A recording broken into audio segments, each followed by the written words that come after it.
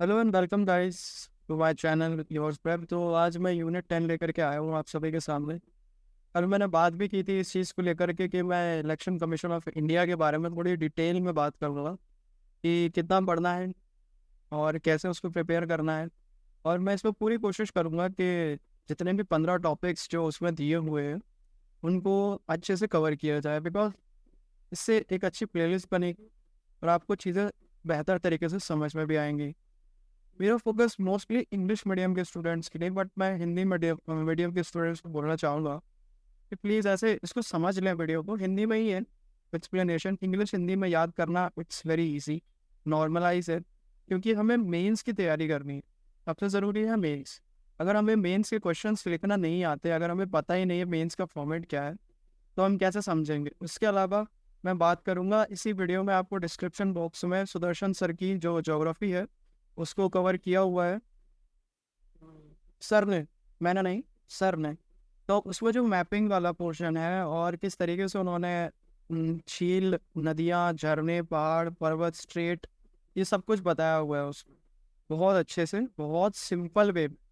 मेरा आप सभी से रिक्वेस्ट है, अनुरोध है कि प्लीज़ उसको देखें। वीडियो को मैं डिस्क्रिप्शन बॉक्स में डाल दूंगा। सर बहुत अच्छा ज्योग्राफी पढ़ाते हैं और जो बेसिक जनरल ज्योग्राफी है उसको भी मैं कोशिश करूंगा कि जो बेसिक ज्योग्राफी की कुछ एडिशनल पॉइंट्स हो सकते हैं जो इजी वे में समझाए जा सकें किसी को भी, वो कवर करने की कोशिश करूंगा ताकि एमपीपीएससी को थोड़ा इजी बनाया जा सके। सो इसी के साथ हम अपने वीडियो का शुरुआत करते हैं। सबसे पहले आपको मैं यूनिट 10 एज यूजल, इसमें आपके 15 टॉपिक्स दिए हुए हैं। जैसे कि आपका ये इलेक्शन कमीशन ऑफ इंडिया वाला टॉपिक है, पेन यूज़ कर लेता हूँ। ये इलेक्शन कमीशन ऑफ इंडिया वाला टॉपिक आज हम लेंगे। उसके बाद हम स्टेट इलेक्शन कमीशन को इसी में इंक्लूड कर देंगे, ज़्यादा बड़ा वीडियो नहीं रखेंगे। अब जैसे यूपीएससी है और एमपीपीएससी है, तो इनके बारे में हम वीडियो तो बनाएंगे बट छोटा छोटा करके। फिर उसके बाद कैग है, कैग बहुत इंपॉर्टेंट है, नीति आयोग है, दीज थिंग्स आपको पता ही है। HRC, human rights commission, women's commission, child protection commission, SC ST tribes, schedule caste, schedule tribes. इसमें प्रीलिम्स के लेवल के जो भी क्वेश्चंस बन सकते हैं, सिर्फ वही हम थोड़ा सा फोकस करेंगे कि शायद वो कैसे पूछेंगे। अगली बार भी अगर क्वेश्चन आता है तो बहुत सारे क्वेश्चन हमेशा से रिपीटेड ही आए। सो प्लीज़ उसको थोड़ा सा हम लोग उस चीज़ को मैंडेट करेंगे कि हाँ यार क्वेश्चन आ रहे हैं रिपीटेड, ठीक है ना, क्वेश्चन थोड़ा रिपीटेड आ रहे हैं तो उसका थोड़ा ध्यान रखा जाएगा कि हाँ यार ये पूरा रिपीट आ रहा है, कैसे करना चाहिए। ठीक है। तो इसके बाद हम बात कर लेते हैं, माफ़ कीजिएगा इसको क्लोज करता हूँ मैं। इसके बाद हम बात करते हैं नेक्स्ट, जो शुरुआत करते हैं हमारे इलेक्शन कमीशन ऑफ। अब इलेक्शन कमीशन ऑफ इंडिया से पहले मोस्ट इम्पॉर्टेंट, ये क्या डिफरेंस होता है एक कॉन्स्टिट्यूशनल बॉडी में, एक एक्स्ट्रा कॉन्स्टिट्यूशनल बॉडी में, एक नॉन कॉन्स्टिट्यूशनल बॉडी में। देखो खुल गया वो लिंक है। क्या इन तीनों में डिफरेंस होता है? तो सबसे ज़रूरी चीज़ समझने की यही है कि भाई कॉन्स्टिट्यूशनल बॉडी का क्या मतलब है, एक्स्ट्रा कॉन्स्टिट्यूशनल बॉडी का क्या मतलब है, और नॉन कॉन्स्टिट्यूशनल या स्टैट्यूटरी बॉडी का क्या मतलब होता है। तो ये मैंने एक जगह से आर्टिकल उठाया हुआ है, बहुत अच्छा आर्टिकल लगा मैं, तो उसके बारे में मैं थोड़ा सा बताना चाहूँगा कि there are only two broad categories, दो ब्रॉड कैटेगरीज होती हैं। एक कॉन्स्टिट्यूशनल होती है और एक एक्स्ट्रा कॉन्स्टिट्यूशनल होती है। इसमें कि नॉन कॉन्स्टिट्यूशनल बोला जाता है इंटरचेंजेबली कि आप उसको एक्स्ट्रा कॉन्स्टिट्यूशनल बोलेंगे या नॉन कॉन्स्टिट्यूशनल बोलेंगे। तो ये एक्स्ट्रा कॉन्स्टिट्यूशनल और नॉन कॉन्स्टिट्यूशनल एक ही बात है। तो तीन हो गई, कॉन्स्टिट्यूशनल, नॉन कॉन्स्टिट्यूशनल और स्टेट्यूटरी, तीन हो गई। अब body will be classified as constitutional और extra constitutional from the source by which it derives authority और पावर्स। देखो सिंपल है, कॉन्स्टिट्यूशनल बॉडी वो होती है, ठीक है ना, derive their authority from the constitution, बहुत सिंपल। अदर कॉन्स्टिट्यूशनल बॉडीज जो कि क्या कहते हैं अथॉरिटी क्रिएट की जाती है लॉ के द्वारा, उनको आप एक्स्ट्रा कॉन्स्टिट्यूशनल बॉडीज कहेंगे।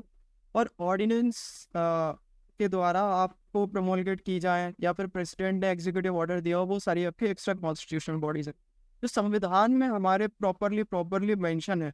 These are only constitutional bodies, उन्हीं को हम कॉन्स्टिट्यूशनल बॉडीज बोलेंगे। आप constitutional bodies those bodies which are mentioned in the constitution, मैंने बता दिया।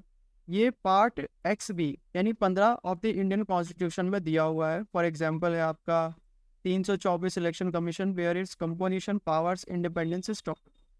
तो ये यहाँ पर है। In the same way constitution bodies में फाइनेंस कमीशन है, आर्टिकल 280 दिया हुआ है। PSC है, public service commission, article 40 part 14, article chapter 2 article 315 से 323, NC मतलब नेशनल कमीशन फॉर NCST और NCSC जो है article 338 338A, C&EG counter auditor general, ये भी आपके कॉन्स्टिट्यूशनल बॉडी है, अटॉर्नी जनरल है, आपका एडवोकेट जनरल है, ये भी आप, ये सारे की सारे आपके कॉन्स्टिट्यूशनल बॉडीज के पार्ट्स दिए हुए हैं, हमारे कॉन्स्टिट्यूशन में मेंशन है, उसको आप मैंने पहले भी बताया, लक्ष्मीकांत से करेंगे ना बहुत आसानी से हो जाएगा आपको, मतलब ऐसा लगेगा ही नहीं कि अरे ये क्या है, ये तो बहुत सिंपल। लक्ष्मीकांत उठाइए, थोड़ा सा पढ़ के देखिए, जो टॉपिक्स आपके दिए हुए हैं बस वही करने हैं मेनली। उसके बाद हम बात करेंगे एक्स्ट्रा कॉन्स्टिट्यूशनल बॉडीज़ की, तो इसमें हमारे दो पार्ट्स आ जाते हैं, आपका स्टैट्यूटरी और executive bodies. So extra constitutional bodies में जो कि कॉन्स्टिट्यूशन में मेंशन नहीं, they are created by various method with further explain with nomenclature, तो मतलब फर्दर एक्सप्लेन किया है। They are those bodies which are created by law, pass by the parliament, law के द्वारा बनाया जाता है, पार्लियामेंट उसको पास करता है, explicitly mentions objectives for creation of their composition powers. Such bodies are subject to change by a respective change in the law govern them. Example है जैसे कि आपका RTI या फिर national human rights, central vigilance commission, ये सारी की सारी स्टैट्यूटरी बॉडीज है, इनको पार्लियामेंट के द्वारा बनाया गया, सिंपल इतना सा याद। अब जैसे एग्जीक्यूटिव बॉडीज वो बॉडीज होती है जिनका कहीं भी ना कॉन्स्टिट्यूशन में मेंशन है और ना ही क्या कहते हैं एक्स्ट्रा कॉन्स्टिट्यूशन, मतलब जिनको बनाया गया, दीज आर जस्ट क्या कहते हैं bodies which are executive order, ठीक है ना। जैसे एक मिनिस्ट्री ने जारी कर दिया, किसी यू स्टेट ने जारी कर दिया कि हाँ ये हमारे यहाँ पे एक नई बॉडी रहेगी और हमारे लिए काम करेगी, तो जैसे कि एग्जाम्पल है नीति आयोग जो कि पहले प्लानिंग कमीशन हुआ करता था। These are the simple things. अब इसके बाद हम इलेक्शन कमीशन ऑफ इंडिया की बात कर लेते हैं। सिंपल आपका पार्ट 15 में दिया हुआ है XB यानी 15, जिसको रोमन नंबर नहीं आते वो प्लीज देख ले एक बार। Of the Indian constitution will deals with the establishment commission for these matters, ठीक है ना। इलेक्शन ऑफ द, मतलब पूरे देश में इलेक्शन कराना इनके अंडर में आता है। The election commission of India is autonomous constitutional authority responsible for administrating union and state election process.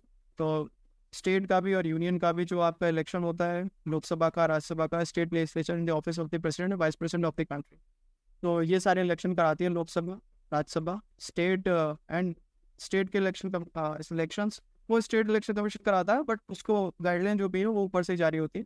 और स्टेट लेजिस्लेचर और उसके अलावा क्या कहते हैं office of the president and vice president in the country. These are the thing. कब बना? जनवरी 25, 1950 को। हेडक्वार्टर कहाँ है? Nirvachan Sadan New Delhi. First chief election commissioner Sukumar Sen ji 1958 तक सॉरी मैंने मेंशन किया हुआ है। अभी जो है Shri Arun Goyal assume charge in election commission of India और 21 नवंबर 2022, जिसके ऊपर काफ़ी कंट्रोवर्सी हुई है। कंट्रोवर्सी क्या हुई है कि इनको हमारे जो माननीय प्रधानमंत्री जी है उन्होंने नियुक्त कर दिया, सो उसके ऊपर सुप्रीम कोर्ट ने अपना एक वर्डिक्ट पास किया है कि अब से अपॉइंटमेंट किसके द्वारा होगा? प्रेसिडेंट के द्वारा तो होगा, लेकिन एक कमेटी बैठेगी, PM होंगे उस पर, लीडर ऑफ अपोजिशन है लोकसभा के वो बैठेंगे, और एक CJI होंगे जो हमारे सुप्रीम कोर्ट के DY चंद्रचूड़ साहब है। अब जब तक वो रहते हैं उसके बाद जो भी हमारे CJI बनते हैं देश के, तो वो तीनों लोग मिल करके जो भी हमारे क्या कहते हैं अपकमिंग इलेक्शन कमिश्नर होंगे इंडिया के, उनको चुना जाएगा। फर्स्ट वुमेन कमिश्नर का नाम याद रख लीजिए, VS रमा देवी जी। आर्टिकल 324 से 329 of the constitution deals with the power, function and tenure eligibility of the commission. ये कमीशन के टेन्योर, पावर, फंक्शन, एलिजिबिलिटी क्या रहेगी उसका जानकारी, मतलब उसकी डिटेल देता है आर्टिकल 324 से 329। तो उसके बाद नोट है यहाँ पर छोटा सा कि नेशनल वोटर्स डे मनाया जाता है जनवरी 25 को 2011 से।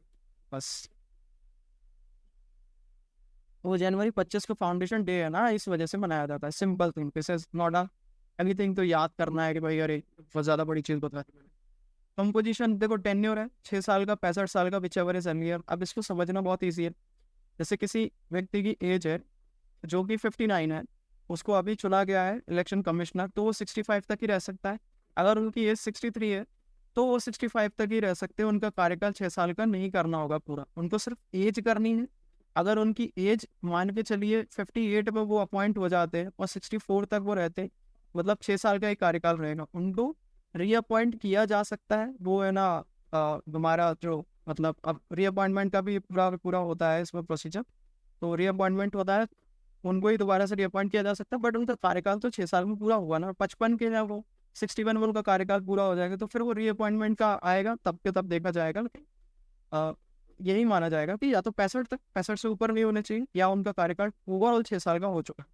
कंपोजिशन में एक चीफ इलेक्शन कमिश्नर होते हैं और 2 अदर इलेक्शन कमिश्नर होते हैं जो उनका साथ देते हैं।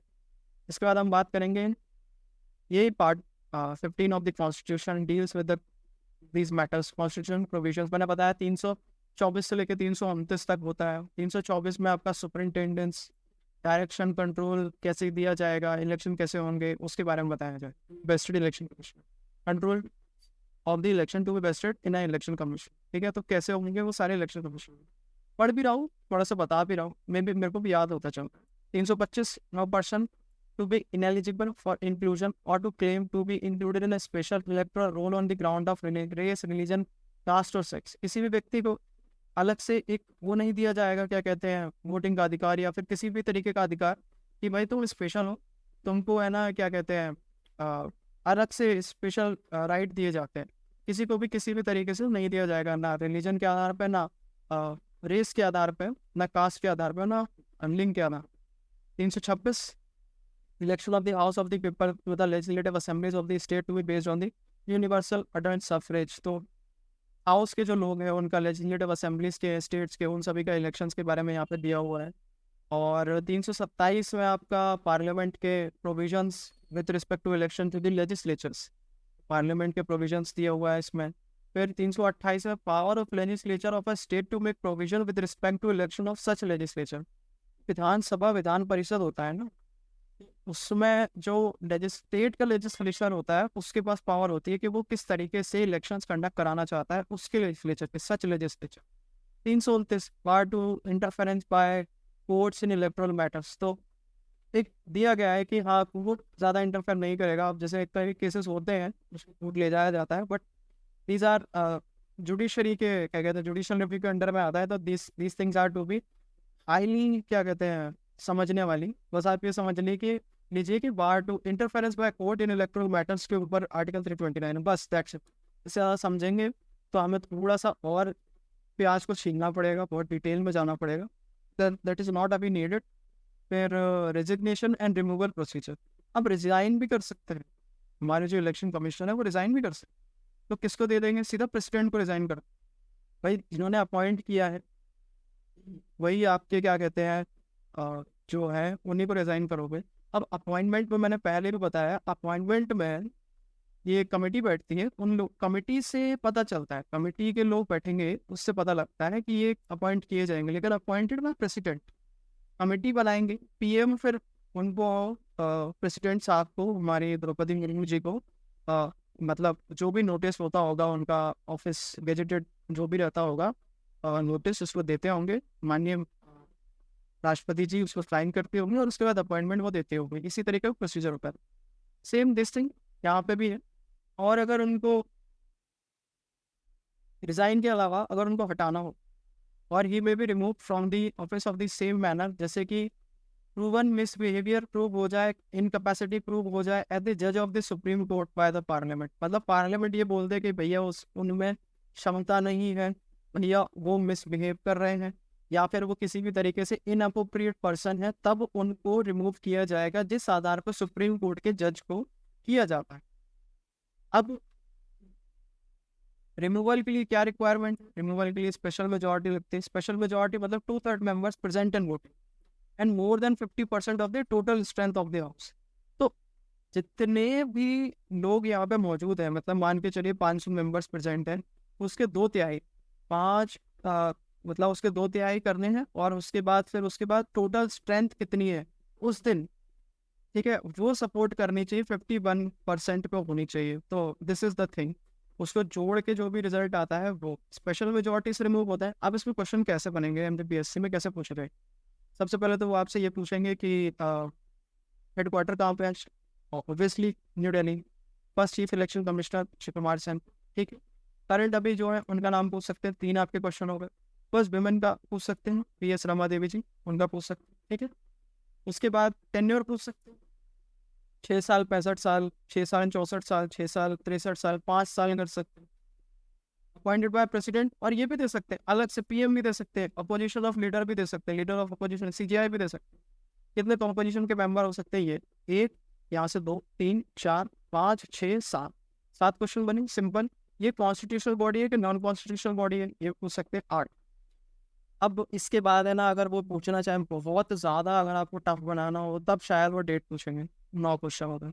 इसके बाद आपसे अगर पूछा जाएगा तो कोई आर्टिकल पर्टिकुलर नहीं पूछा जाता है। आर्टिकल पर्टिकुलर अगर पूछा जाएगा तो मैं आपको आर्टिकल बता देता हूँ कि इसमें ये आर्टिकल पूछा जाएगा। इसमें आपको 324 पूछा जा सकता है और 325 मेनली। और 324 का 5 में आपको है ना जो दिया हुआ है स्पेशल मेजोरिटी से रिमूव। तो इसमें टाइप्स ऑफ मेजोरिटी होती है, special majority, simple majority, absolute majority. तो या फिर नन, इन चारों में से किसी भी तरीके से पूछा जा सकता है। ये इंपॉर्टेंट है, जैसे जज of supreme court by the parliament in appropriate किए जा सकते हैं, उसी ग्राउंड पे इनको बताया सकता है। तो ओवरऑल 10 क्वेश्चन बनते हैं मैक्स टू मैक्स। इसमें से 10 क्वेश्चन में से अगर एक क्वेश्चन आता ही है पक्का, बहुत अच्छी बात है। इसको इससे ज़्यादा सिंपल कुछ हो ही नहीं सकता। I am just saying thanks. अगर आपको वीडियो अच्छा लगा है तो प्लीज़ मेरे को ज़रूर कमेंट करिएगा कि कैसे इंप्रूव किया जाए चीज़ों को लेकर के, और कैसे मैं आपको और आगे वीडियोस को दूँ, किस टॉपिक पे आप सुनना चाहेंगे। और अगर इसका पीडीएफ चाहिए आपको तो मैं ज़रूर पीडीएफ प्रोवाइड करूँगा। इसके अलावा इसके बाद जैसे एक मैंने यहाँ पे सिलेक्ट किया हुआ था, तो इसके बारे में हम कभी और बात करेंगे। बहुत सिंपल सिंपल टॉपिक्स हैं, एकदम मुश्किल से एक एक पेज के टॉपिक्स हैं। अगर आपको कोई 5-5 पेज 6-6 पेज सिखा रहा है इनके बारे में, बेवकूफ़ बना रहा है, तो मेरी तो आपसे ये सलाह है कि प्लीज़ इनको मन ध्यान दीजिए, इग्नोर कीजिए। और आप सभी स्वस्थ रहें, खुश रहें, मस्त रहें। मेरा आप सभी से एक है ना, जय हिंद जय भारत। इसी के साथ हम अपने विराम देते हैं। आपकी जय हिंद, सुबह मजे की ठीक है। और अब जो रिजल्ट आया पटवारी का, देखो माननीय शिवराज जी का आज ट्वीट आ गया है, वो उसको देख लीजिएगा। टेंशन मत लीजिए, पढ़ाई करिए अच्छे से, लग के हो जाएगा सिलेक्शन।